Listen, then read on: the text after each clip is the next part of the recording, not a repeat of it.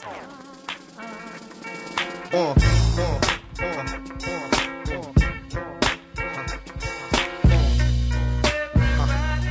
everybody, welcome to Tanked Up. We are the weekly beer drinking, video game playing podcast. I am Ben Nova, and as always, I am joined by Alex Malpass. Alright, how's it going? Good, thank you very much. And again, returning from his native land, Adil Koji. Hello. How are you? I'm good. Good. A little jet lagged, so apologies in advance for spaciness. That's fine.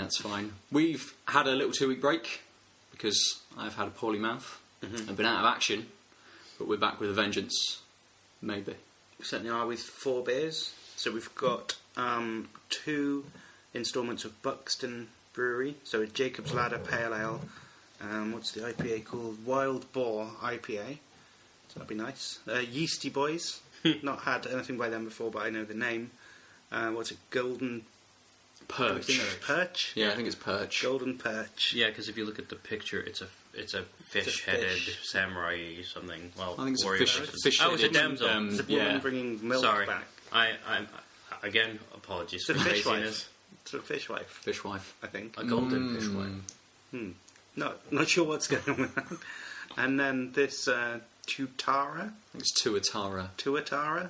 some New Zealand Pilsner, Bohemian Pilsner. Bohemian Pilsner, so made with Czech grain, which all Pilsner should be really. But anyway. Snap, crackle, and hops. And that's just called Pilsner, or is it called Snap, Crackle and Hops?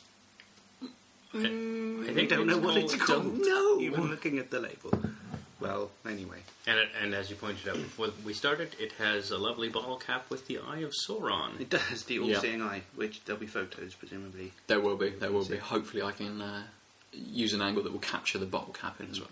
What David Icke would make of that bottle top, probably wouldn't drink it. Lizardly. That's why David Icke isn't invited to join in on these podcasts. Hey, he can turn up if he wants. He can come and talk to us about the Queen and lizard families and all sorts of He insane can stand things. outside looking in and say things, and I'm going to pull the curtains in his face. It should be quite. Sorry, David Icke. So this week we're, as always, going to talk about the games we've been playing.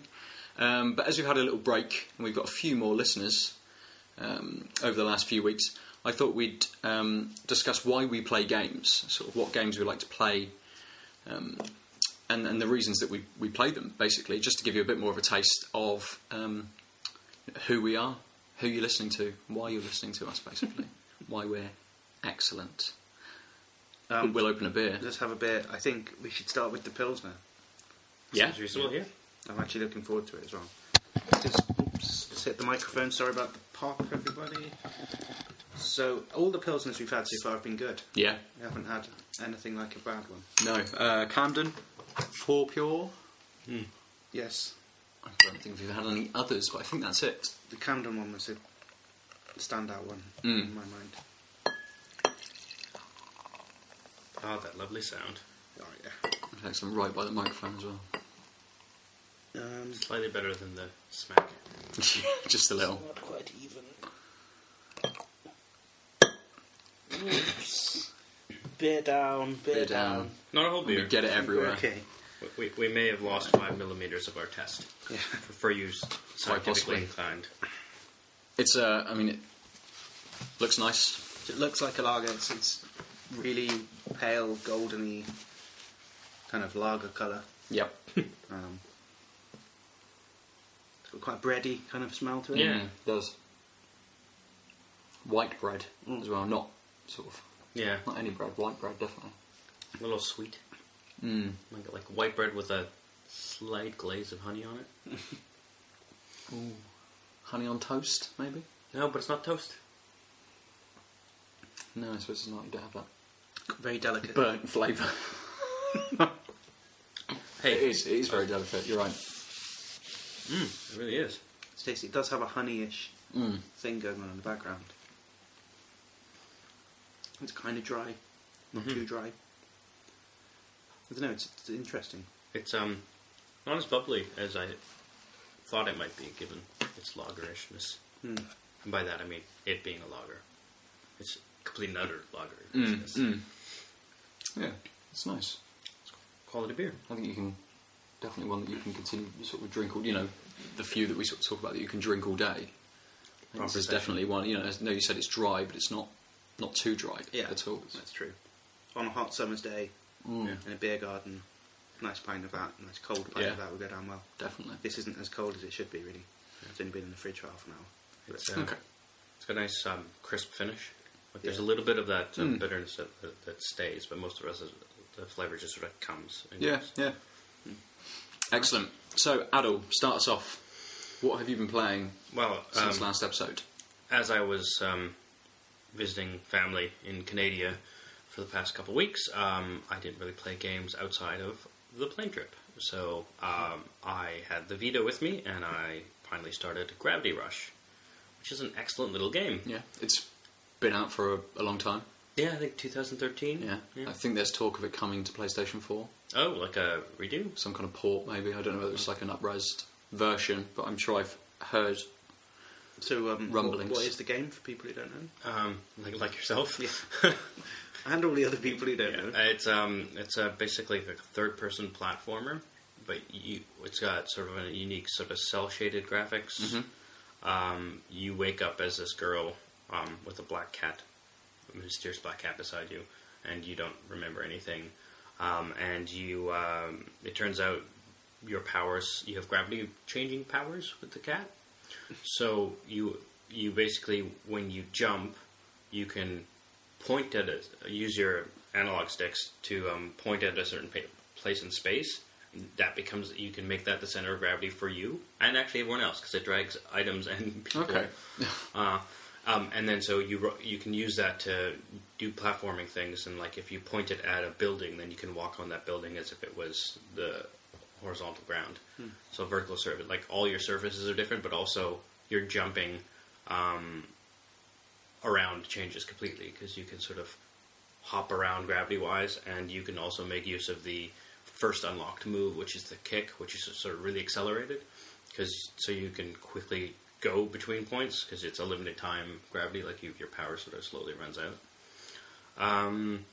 There's another power that you get rather quickly too, where you basically you create a small radius around you, sort of a little bubble comes, and then things just are basically floating in that bubble, so you can walk around and not have to carry a thing, but it's just floating, and then you can send it off using one of the shoulder buttons, I think, to hit someone or whatever. Mm-hmm. So there's bad guys, there's leveling up, sort of a RPG element.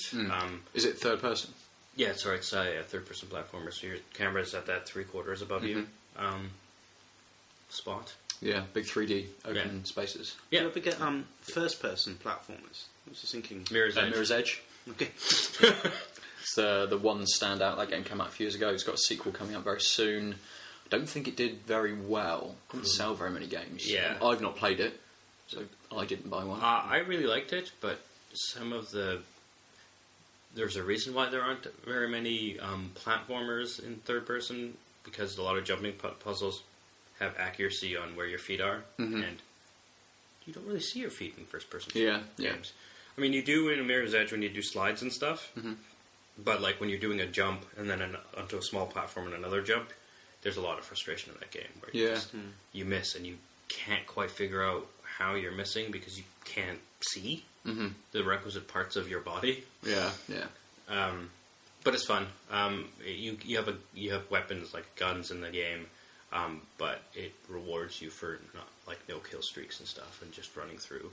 It's a sort of very stark white, bright blue sky game. You're on it's a parkour game, so you're on the top of buildings, but there's red elements, and those are the ones that you can sort of interact with, and that shows you the path. It's really a very simple way of giving you the linear flow, but making it feel like you're free in the city.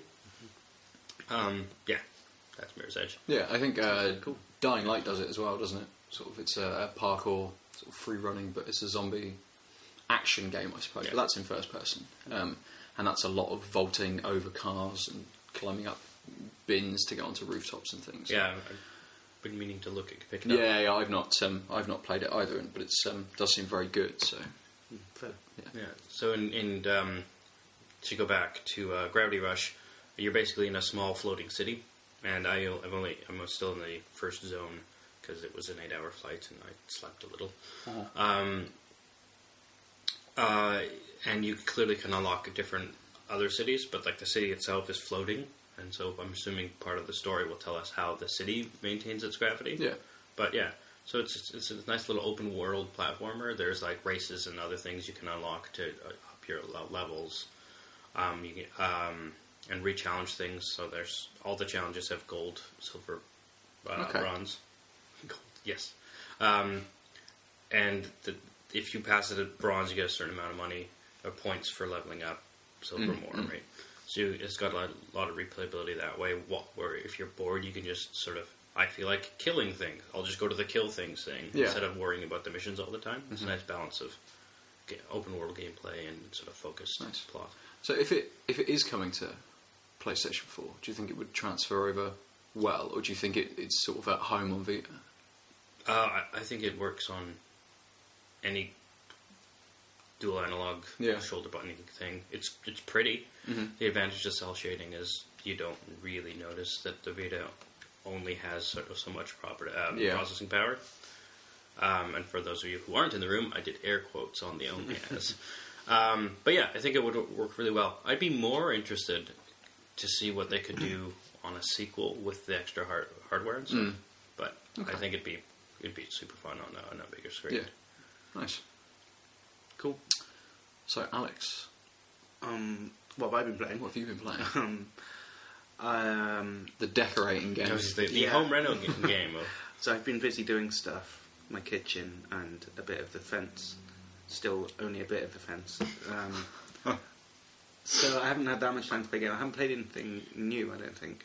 So the last time we talked, I just got Rome, Empire Edition or whatever it was. I think it's Rome Total Except Hannibal lore. Totally everything except the things you want to play edition. Yeah. And I got a little bit bored of that, really. It looks beautiful. It's like, I mean, yeah, it's wonderfully like rendered and well, but I wanted more strategy and less fighting. And after a while, I was a bit like, oh yeah, I have to spend another 45 minutes going through this battle, clicking and moving all my units and. Also, it's very heavily based on like the actual like battle strategy rather than the like war strategy. Yeah, and the outside non-war strategy part of it, I found quite frustrating as well. Like moving the units around took ages. It seemed like just sailing from like one part of Italy to another was like 10 goes or something. The boats would just move like a tiny amount on the screen each turn. So they were going for realism in the worst part of the realism. Yeah, exactly. I don't know. I mean, it wasn't what I wanted to play. After a while, I just got bored of it. Just thought, well, I'm getting such little out of it. Can't be bothered. Even though I paid 15 quid for it or something. Well, that's a shame. You buy it on sale? Yeah, maybe I didn't buy it on sale. Maybe I just bought it. I liked the trailer which showed Hannibal going through the Alps and looking badass, and I was like, yeah, that would be sweet. I could play as Hannibal and then go and kick Scipio Africanus' ass and change history, but no. You don't get the opportunity to do that. And there was a historical scenario in there which was quite cool, where you're the young Augustus before he takes over. So you're Octavian before he becomes Augustus, and the Empire's split between, I think, 4 different factions, and then there's all of the regioning kind of kingdoms around the Empire, and you can negotiate with all of them, and then everyone declares war on everyone, and you have to fight and stuff like that. That was quite.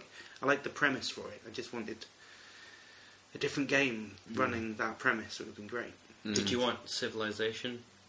Possibly. I did then start playing Civilization. I went back to Civilization 4 even after playing it because it was like, I know what I like. This is what I like. Yeah, this is fun. So yeah, I then played, in fact, as Rome. Now that you mention it, maybe that was what I was doing. I was making up for the poor experience. Oh, it's a shame. That's 2 games in a row you've been underwhelmed. Yeah, I liked Hotline Miami. I think that was... Yeah. Oh, I guess you did buy that after Star Space Admire. Oh, yeah. Starships. Thanks. That was terrible. Yeah. See, you've not got...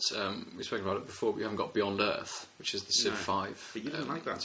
I didn't, but I think there is some kind of crossover between Beyond Earth and Starships, and if you play both, there's some kind of interaction between the two. So whether you can then zoom in into the planets to be able to play, say, Beyond Earth and have that experience of having civilization. I don't know what the extent is. I just know that there is some kind of interaction between the two games, but not having starships and you not having Beyond Earth, we haven't been able to actually explore that yet. So yeah, and I also hit Black Ops Nazi Zombies and realised that I have all of the downloadable content available because I paid for it years ago. So even though I deleted it to make room for new games, got a bit of space on there at the moment. I was just like, oh, the Ascension map pack, yeah, that's quite cool. I remember that one. So I was playing that Nazi Zombies again for a bit, which is nice. We did have a little session, didn't we, a few nights ago on Black Ops, a bit of multiplayer and a bit of Nazi Zombies, and then I think the day after, or 2 days after, they then leaked or announced a teaser for Black Ops 3, which should be coming out at some point. Yeah, I think, I'm not sure whether it's next year or not, but Zombies have also been sort of touted for that game as well. So there's Zombies in Advanced Warfare, apparently, which I haven't played yet. I just heard someone talking about it on Nazi Zombies on Black Ops. One of the guys in my team was having a conversation with his buddy about how there's Zombies in Advanced Warfare. Oh, right. So it's like, oh, okay. Yeah, I did see some screenshots possibly just before Advanced Warfare came out of some kind of people in military garb, sort of zombies. Yeah, nice. But yeah, not having the game, I don't know. So I think they're in exosuits, like the main kind of characters are, so they can jump. And so it's superhero Nazi zombies. Yeah, sort of. If you're a shambling wreck of a corpse, and all you can think about is eating brains, would you be able to use an exosuit? Let's say yes. Well, I mean, if it's just an exosuit, like a la Ripley's, where you're just moving your arms and it moves the thing, that would work. Although you would see these hilarious robotic shambles. That's what I want. I want the mech style exosuits to be zombie movement. Really and also, awkward. Bolts and nuts falling out every time they shambled.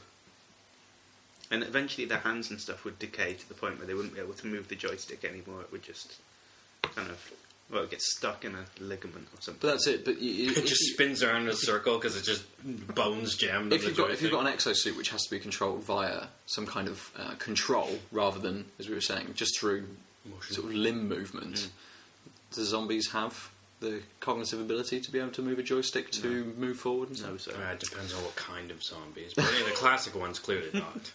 We're going to be Black Ops zombies or Call of Duty zombies. Nazi zombies. Yeah, they know. Ultimate zombie. Forgive my ignorance. In Modern Warfare, it's more like it's just like a very small exosuit on top of you, like Advanced Warfare. Yeah, sorry. I said Modern Warfare. It's this very small thing called clothing with some Kevlar. That exosuit in Modern Warfare. It's in Advanced Warfare, it's kind of it's not like the loader from Aliens.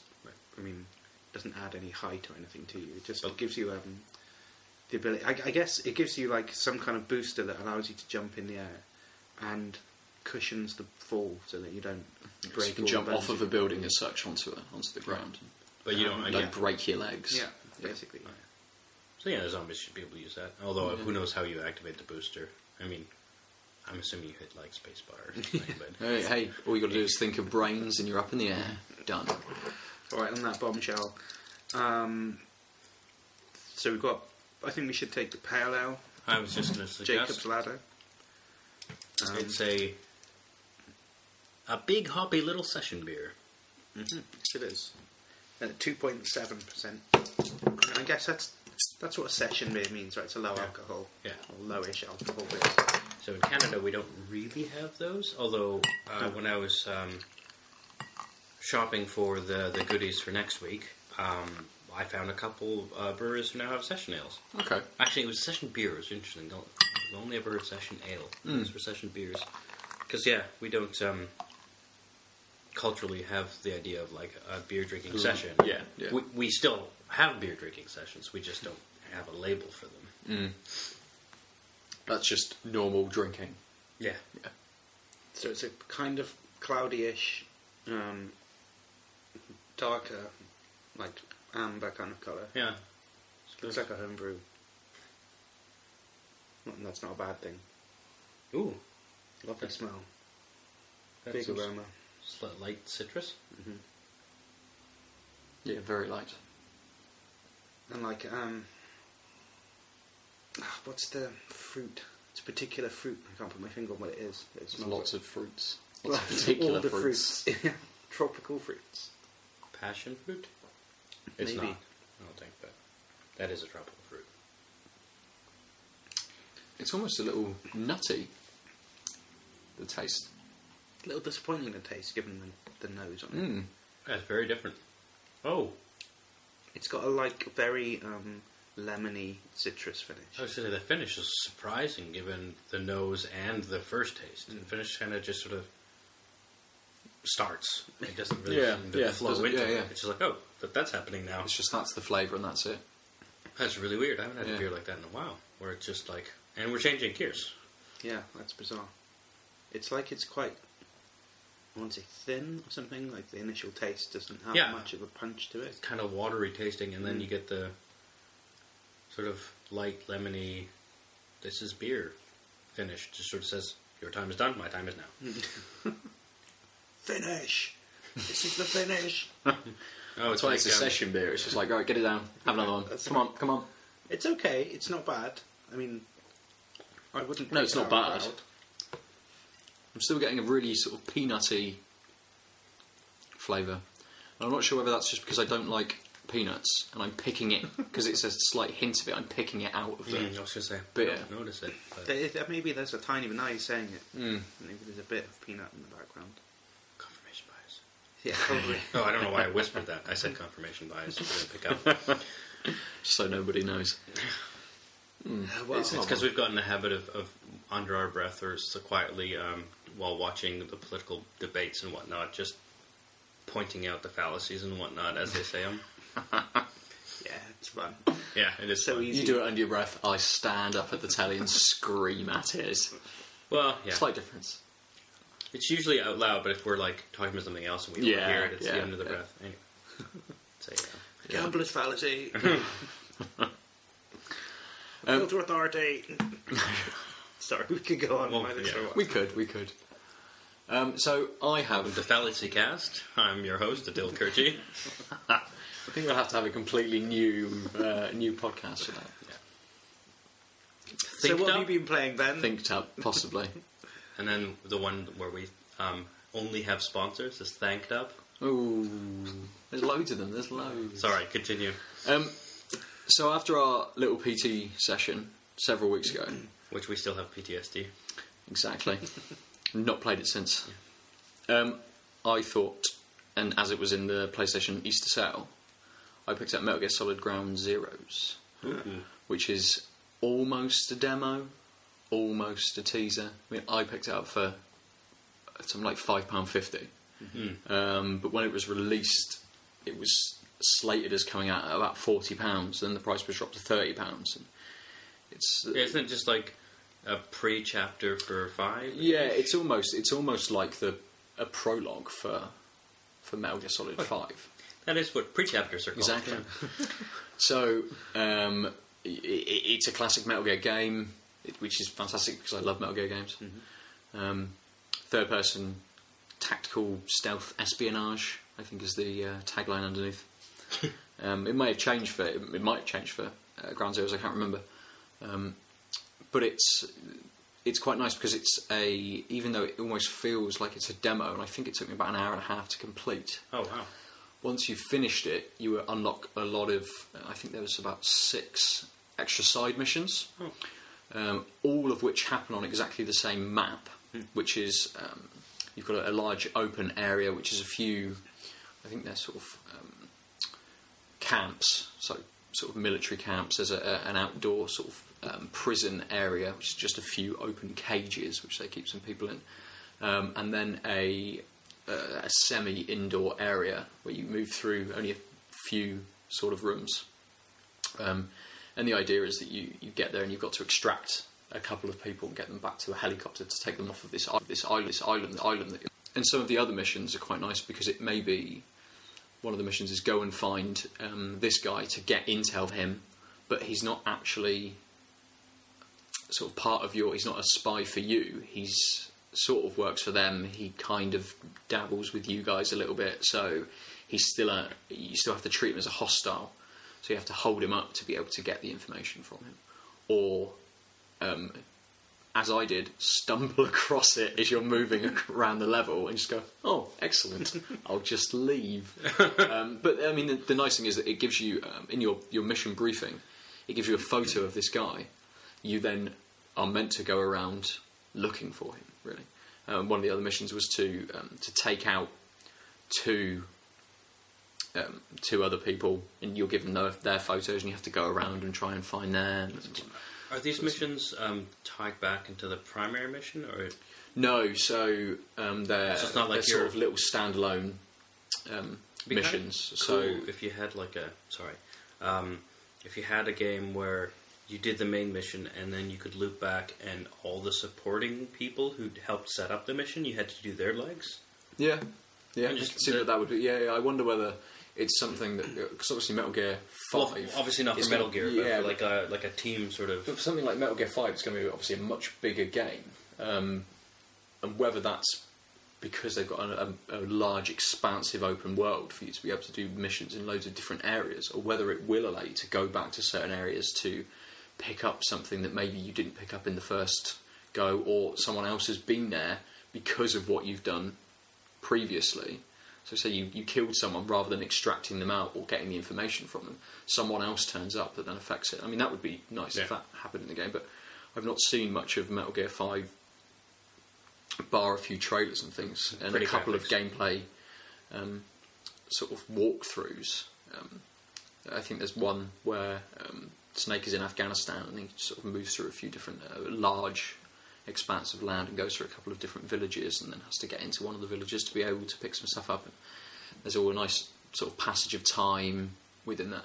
And the nice thing about Ground Zeroes as well is that some of these missions are at different times of day, so you can experience the camp at night when there'll be less guards around, or it's during the day when it's sort of higher security and things like that. So it's makes the world a lot more vibrant and real. Yeah, definitely. So that's one that I played. It is very good. It's very good. Nice. I'm lagging behind on my beers, I've been told. You're a little bit. Well, we've got 4 beers to go through. Yeah. We're almost on the 15-minute schedule. Yeah, we're just there. But I think it's, if you have a PlayStation 4 or even a PlayStation 3, because it's on PS3 as well, or a 360 or an Xbox One, I think it's also on PC. But at the moment on Wii U. But at the moment on PlayStation, it's on sale for £5.50, but only for the next few days. So definitely pick that up. Unless you're listening to this in like 2 weeks' time, the sale has ended. It's no longer Easter. Yeah. You know, it isn't really any longer Easter. But I guess that's all the games you've really poked at this week, Alex. Yeah. So let's open up the third beer, and we'll jump back to you, Adil. Sure. Okay, so Yeastie Boys. Yeah. Yeah. We're saving the IPA for last. I think so. With the standard strength measure. Yeah. Yeah. I will spoil that there's an espresso stout waiting for us for next week. Nice. Which will definitely be consumed last. I was going to say, respective week. So next week's going to be a Canada special on our beers. Maybe it has to be on the games as well. Maybe we have to go and play games that are only made in Canada. Or take place in Canada. I don't know if there's a single game that like specifically takes place in Canada. Infamous Second Son. Is it in Canada? Is it in Canada? Or is it in Seattle? Might be in Seattle. Probably Seattle. Maybe it's not in Canada. Why I think it's in Vancouver, I don't know, but I don't think it is. Disregard my last comment. That one, yeah. As I was visiting... Oh, right, sorry, yeah, beer. It is cloudier than the other one. A little bit, yeah. It's a tiny bit paler than the other one as well. Ooh. It's an amber ale, so it's going to be... We're deviating somewhat from our standard repertoire of just having pale ales and India pale ales. Mm. Have we had an amber ale before? Not on the show, I don't think. No. No. No, so yeah, I think we've all had amber ales. Yeah. Smells good. Mm. And it's nice as well. Ooh. That is a very vibrant fruitiness. I can't place it though. No, that is nice. It's very easy. Yeah, I want to say mango, but it's not. But it's in that sort of tropically... Almost like white grapes or something. That might be what it is. It's like dry, like a white wine. Yeah. Mm. So not like a tropical fruit at all, but I agree. Yes. I suppose the hops and stuff just give that little bit more body than a white wine would have, isn't it? It's a little consistency-wise, it's a little bit thicker than a wine, but it does. I can, yeah. It's got that initial punch of like fruity hop flavour right at the beginning, and then it gives way to a kind of like a dry white wine finish. A relaxed. Really nice. Even though it's a golden perch, there's definitely no fish. No. There's no fish in there, no. I don't think so. Can Can I have a look at the label just to check? You can. Double check. Barley? Yeah, there's not a lot of information on here. There is, I presume, a poem from Robert Burns on there. That's not very helpful. What, the poem? Yeah. It's not an ingredients poem? No. I like beers which say what hops they've put in there and what grains and stuff. Yeah. All the most information, the better, really. Yeah, definitely. There's a few of the full pure and stuff that they put a lot of information just on the side. It is a lot of information, but very neatly done. Just with a few Nice little stats table all on the side. Yeah, yeah. Or Colonel Just. I don't think they have like names for their beers. Yeah. Well, they have one called Beer de Jour or whatever, but like Right. that's just The beer of the day. Oh, is that right? Or is it called table beer? I think it's called table beer. But other than that, they're just pale ale, and then it just says hops, and that's it. Nothing Yeah, else. yeah. So, yeah. Great. But like the brew by numbers ones, do they have names for their beers? Or does it just say the style maybe of it's beer just that the it is, and then batch has number. the batch number and the recipe number or whatever Yeah, it's got on them? So yeah. that's cool. It does give you a lot more information than a poem and just a random name for a beer, doesn't it? I mean, I've said it before, but I don't like overly detailed pictures on beer bottles. I mean, it's kind of a waste of time. Sort of puts me off a little bit. It's like it's elaborate throwback to. Is it because you think that they spent valuable money on a graphic designer that could have gone into beer? No, I don't think that. I don't think there's a correlation there necessarily, because the Beavertown we had was at least as detailed as any other beer can I've ever seen. It was like a crazy looking beer can, but it was lovely as well. I obviously don't skimp on their beer making because they're making these crazy bottles, but we just don't like it. Yeah, I don't like it. Aesthetically, doesn't please me. But the beer's really nice. Beer is nice, yeah. Yeah. So I mean, these Buxtons are a bit better. They've got like a simple theme, colour scheme variant for the different types. It's plain, you can see what's going on. The imagery is symmetrical, I like that. Yeah, it's okay. There's no fishwife though. No, the Golden Perch is the only one with a fishwife. That's right. That's the only beer I've ever seen with a fishwife. Yeah, that's probably true. I think That's I'm probably in the same boat. Yes.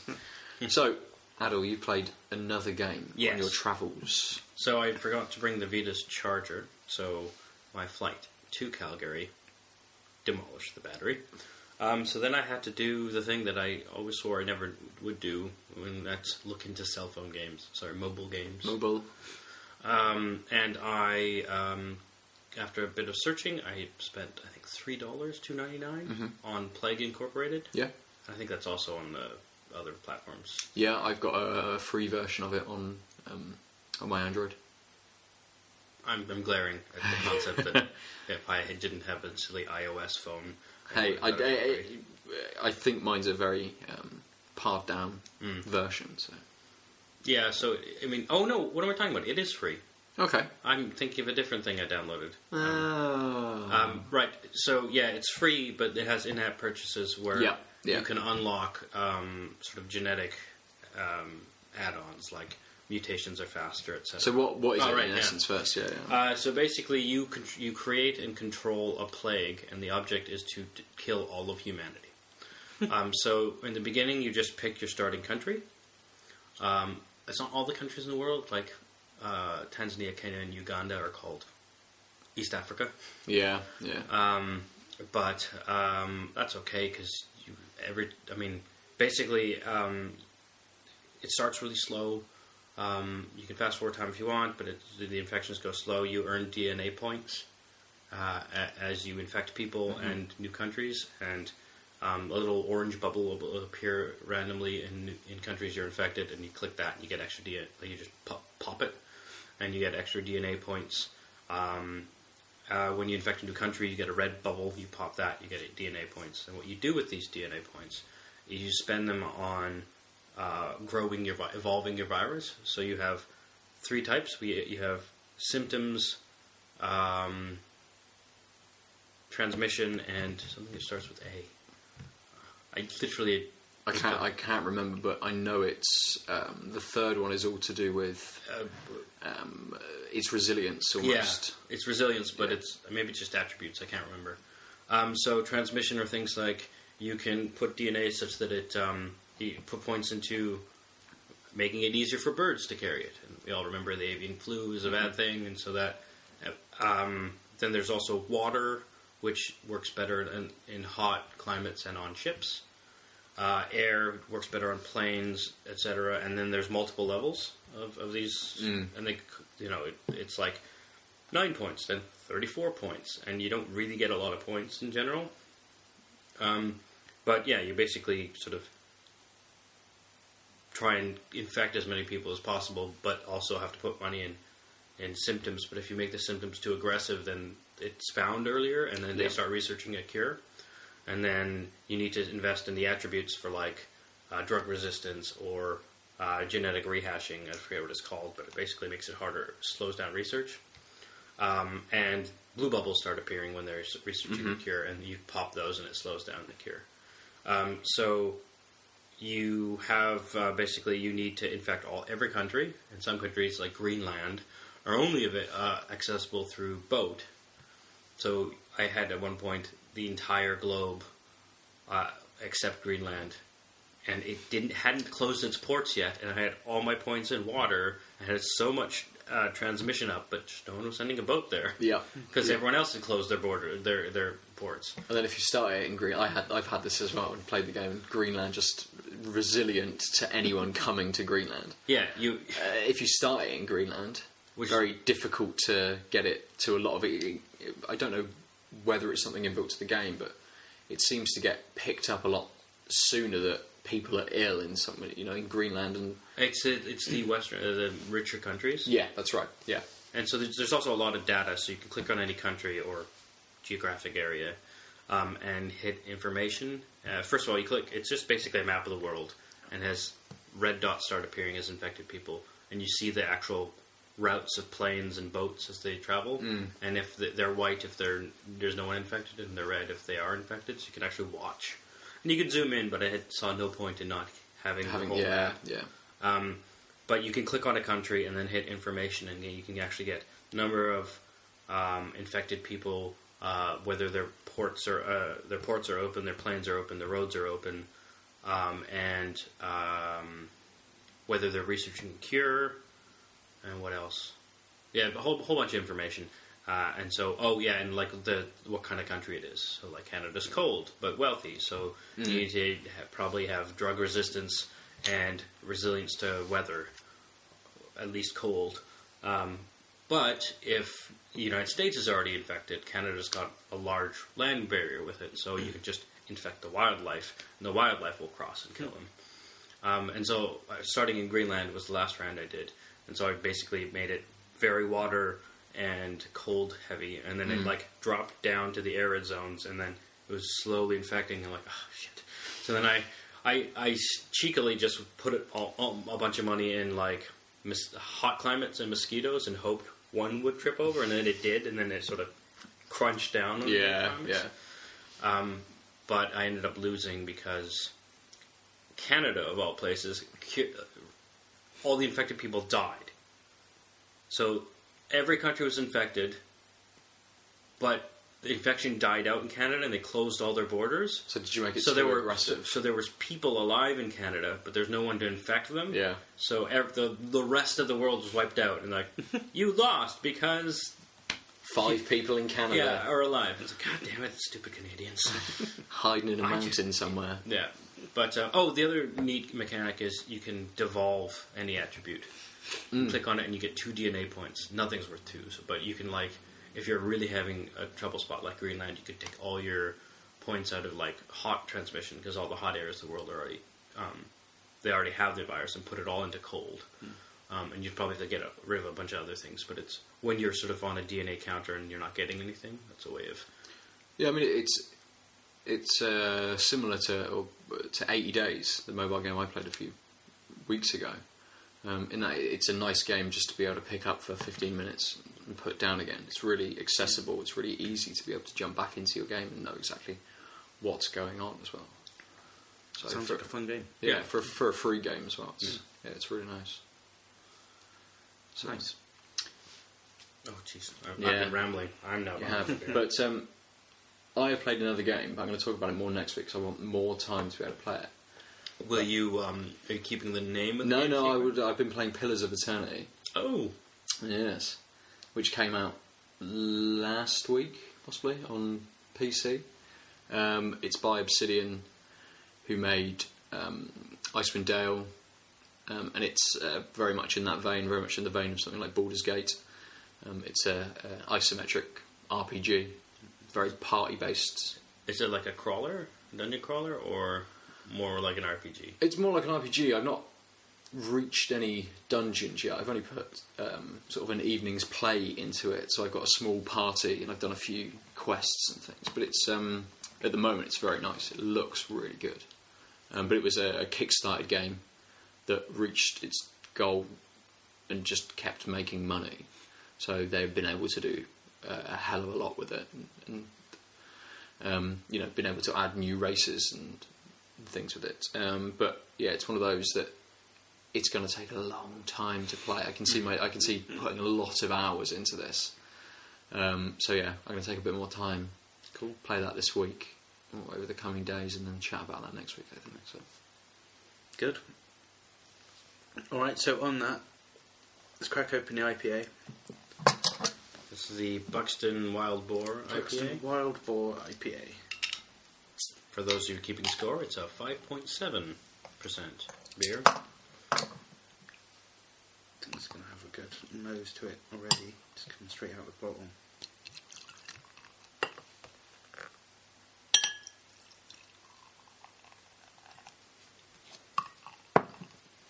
I've undersold myself a bit. I think you have a little bit.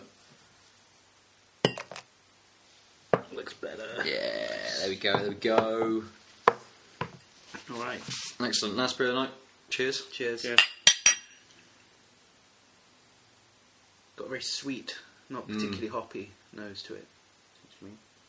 Mm-hmm. Does seem a little light for an IPA, doesn't it? Yeah, it's like a hint of mead.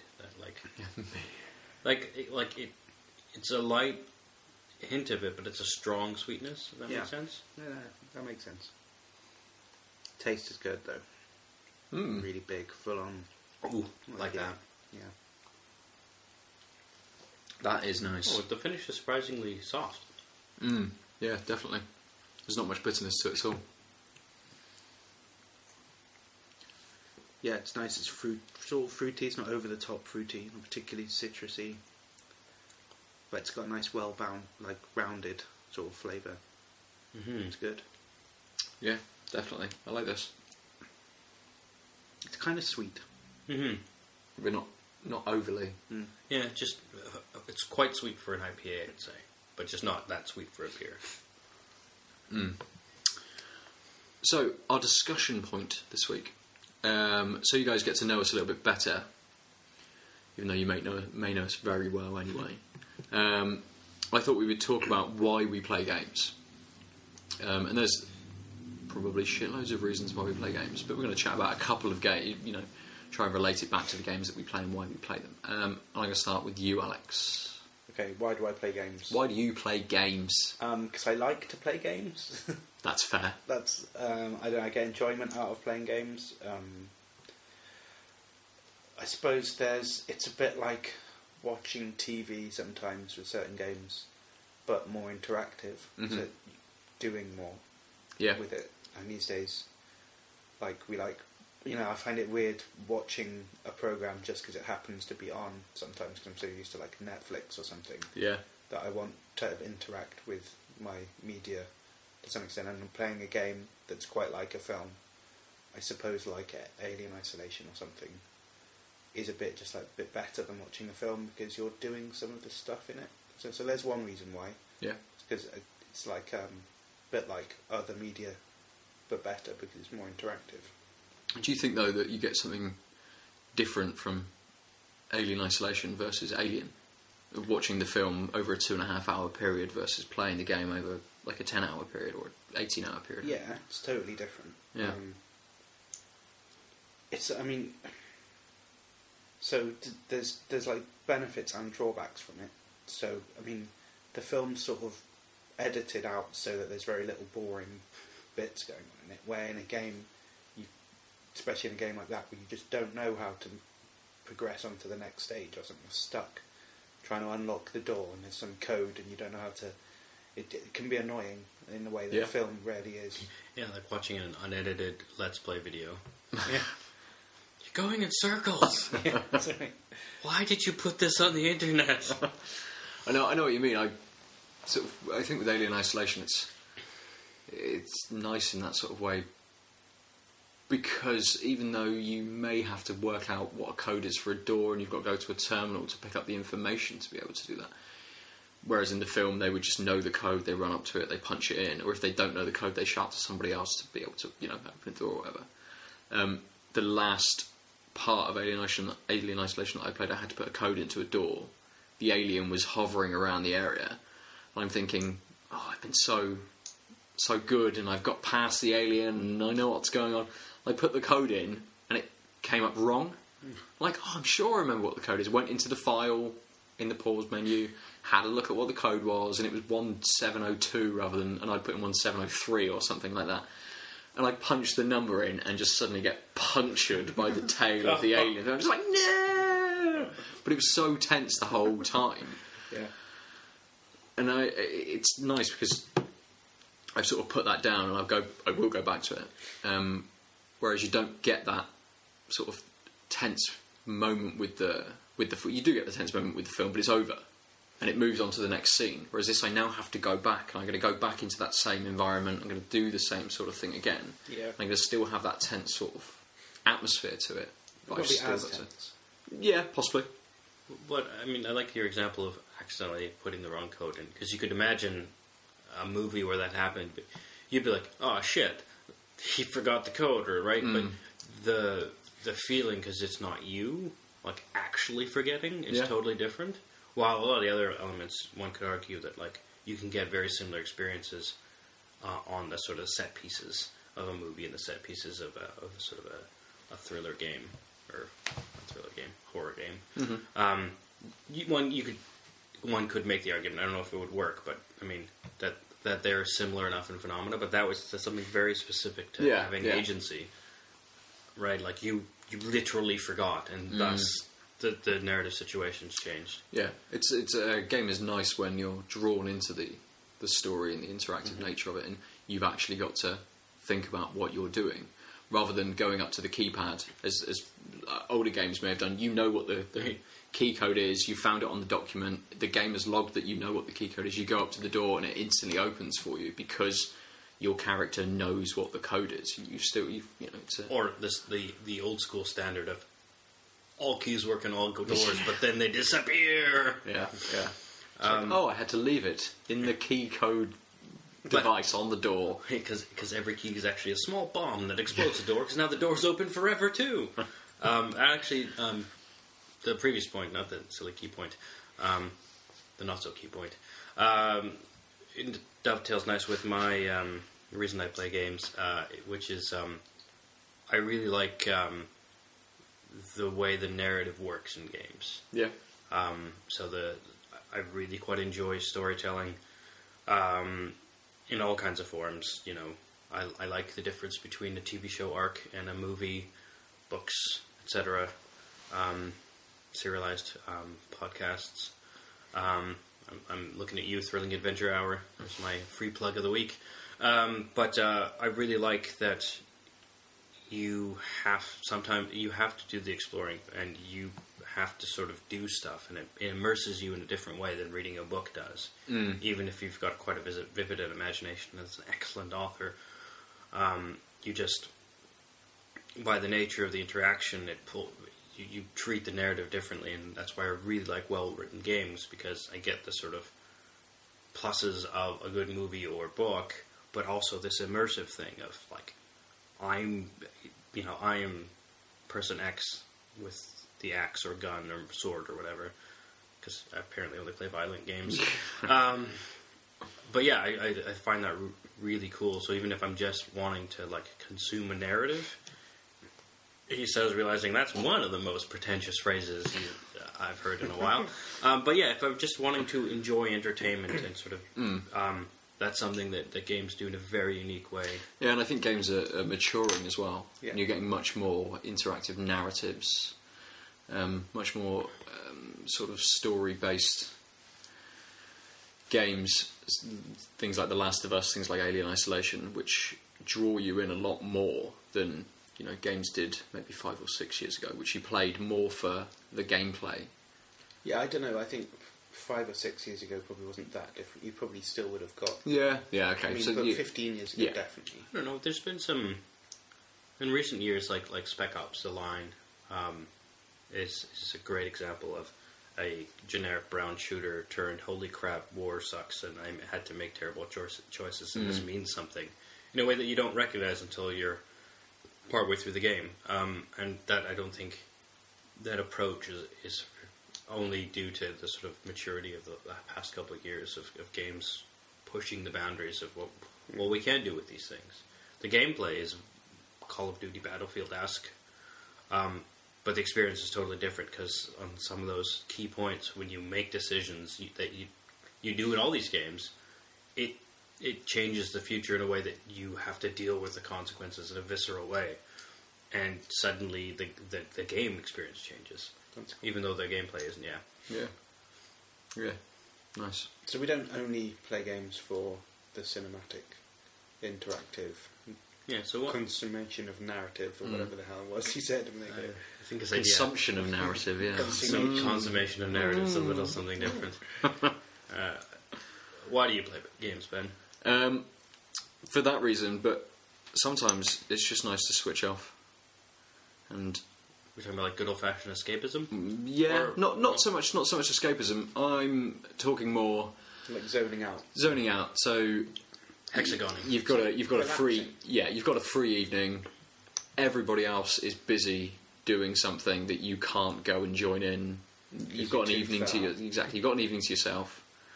So you crack open a couple of beers and you just stick on something like Call of Duty, and suddenly it's 2:00 in the morning. Yeah. So it's like Michael Baying, interactive Michael Baying. You don't watch constant explosions. Well, I just mean, like, no one watches a Michael Bay movie for any other reason but just for for action. Yeah, the experience. Yeah.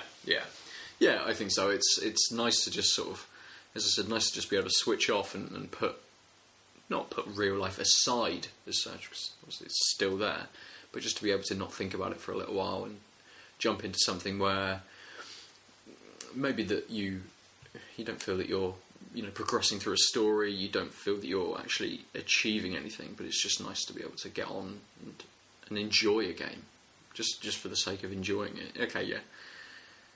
Talking about enjoying running around a map shooting people seems a little bit odd. Does it? But it's how many, something like Call of Duty is one of the highest selling games of all time. Yeah.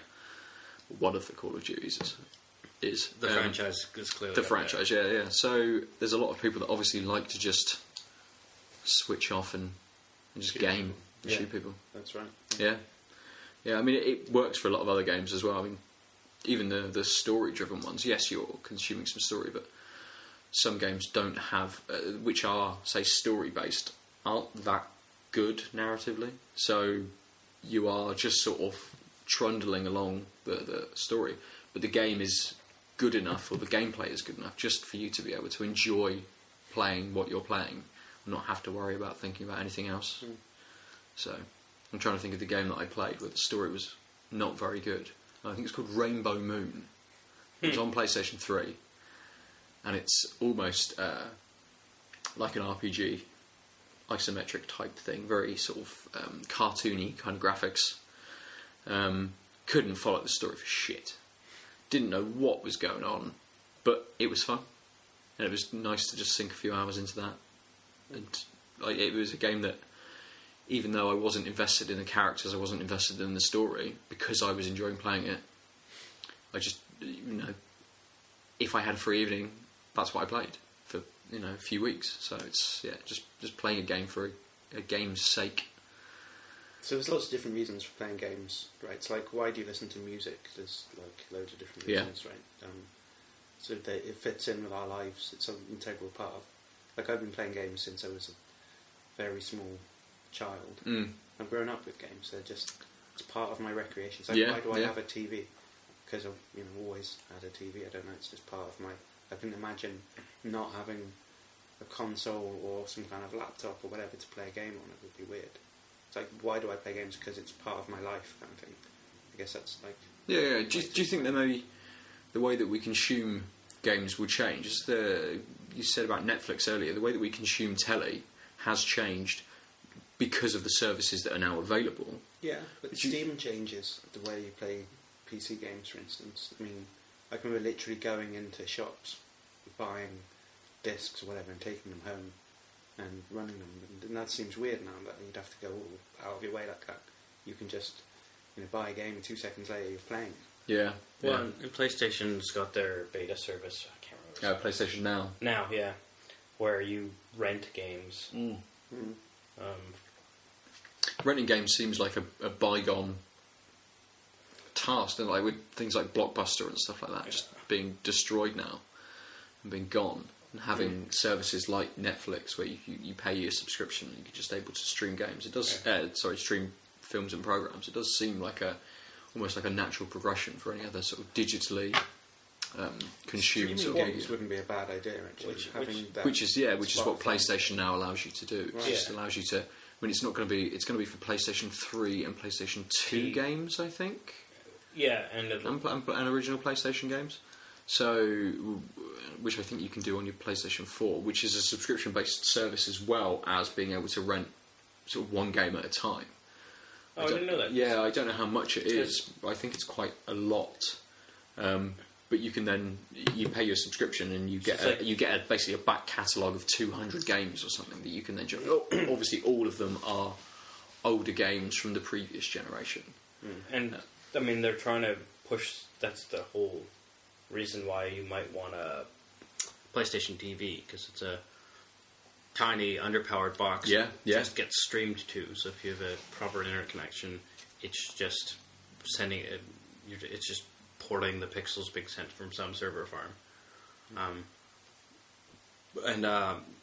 But I thought that you had to rent them for like 48-hour periods. I think you can, but I think it's like the original service as like well. Netflix, rent a DVD, send it back, get a new DVD kind of thing. Yeah.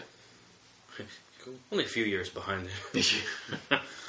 Does seem, which I think that's all stemmed from they bought Gaikai, which was a streaming service. I think it's come out of there, like architecture. Right. So yeah, I mean that seems interesting. Not a reason why we play games, probably. But, I don't. we've digressed, as fair. we do. Tisk. We are coming up to the hour mark, so should we review the beers? Yeah, I think so. So we started off with the Pilsner, the Tuatara. Quite liked it. Yeah, not a bad word to say about it, really. I liked it. It's a nice lager. Yeah, definitely drink it again. Then we had the Jacob's Ladder, Yeah. which very lemony, thin, watery.